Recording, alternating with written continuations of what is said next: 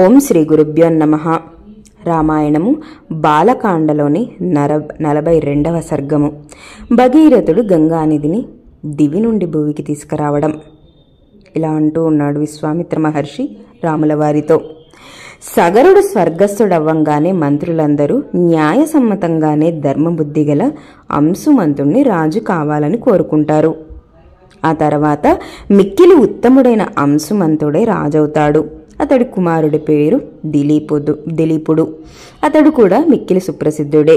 ఇక అంశుమంతుడు తన కుమారుడైన దిలీపుడికి రాజ్యభారాన్నంతా అప్పగించేసి గంగావతరణం కోసం పవిత్రమైన హిమాలయాలకి వెళ్ళి అక్కడ ఉన్న శిఖరముపై తీవ్రమైన తపస్సును చేస్తాడు. ఇక తపోధనుడైన అంశుమంతుడు 32,000 సంవత్సరాల తపస్సును చేసి గంగ పొందకుండానే స్వర్గానికి చేరుకుంటాడు. ఇక తేజస్వి అయిన దిలీపుడు